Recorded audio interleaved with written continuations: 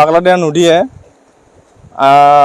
3 দিনমান আগৰে পৰাই কান্দুলিমৰা গাঁৱত মানে তাণ্ডৱ চলাই আছে। ইতিমধ্যে গৰাখহনীয়াত 5টা পৰিয়াল বৰ্তমানলৈকে যাহ গ'ল আৰু বহুতকেইটা পৰিয়াল বৰ্তমানলৈকে যাওঁ হৈ আছে।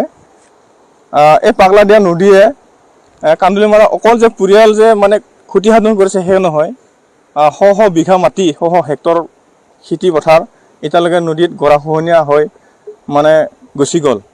আৰু এই নদীটোৱে আজিৰ পৰা প্ৰায় 20টা বছৰ ধৰি কান্দুলিমৰা গাঁওখনত তাণ্ডৱ চলাই আহিছে। মোটামুটি আজিৰ পৰা 10 বছৰ আগত ইয়াৰ পৰা 7টা পৰিয়াল মানে উচ্ছেদ হ'ব লগা হ'ল। সিহঁত মানে প্ৰায় কান্দুলিমৰা গাঁৱৰ পৰা সিহঁত মানে নিষ্ক্ৰিয় হৈ গ'ল। ক'ত আছে কি নাই আমি আজিলৈকে তেনেকুৱা ধৰণৰ আমি নাজানো। ঠিক তেনেকুৱা এই নদীটোৱে ইয়াৰ পৰা 100 মিটাৰ দূৰত এটা দং আছে। এই দংটোত যদি পৰি যায় কান্দুলিমৰা মানে গাঁওখন মানে মানচিত্ৰৰ পৰাই নাইকিয়া হৈ যাব। নদীটো আমাৰ ভূটান পাহাৰৰ পৰা বৈ আহিছে দক্ষিণ ফাললৈ।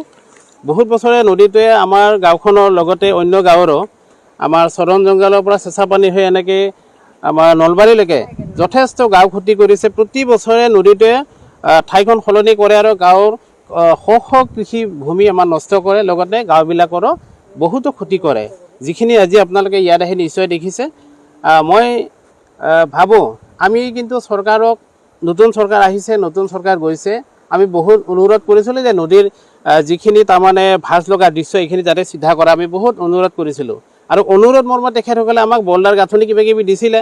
যিটো নদীৰ আমাৰ পাগলদিয়া নদীৰ গভীৰতা হৈছে 40 ফুট, ইয়াতে পাৰ্কোপাইন দিয়া আমাৰ 10 ফুট 6 ফুট। গতিকে তেখেতসকল তলত বানপানী যেতিয়া বেছি হয় সেইখিনি বস্তু তলত সোমাই যায়, ফলত সেইখিনি তলত সোমাই আমাৰ গাঁৱত যথেষ্ট ক্ষতি কৰে। আৰু ৰিচেণ্টলি আমাৰ 5টা পৰিয়াল গ'ল। যোৱা বছৰে পাগলদিয়া নদীয়ে আমাৰ 2টা পৰিয়াল লৈ গৈছে। আৰু এনেকুৱা বানপানী হয় আমি আচৰিত যে আমাৰ ঘৰৰ ভেটিত এবুকু পানী হয়, বহুতৰে হাঁহ ছাগলী মুৰ্গী এইবিলাক ক্ষতি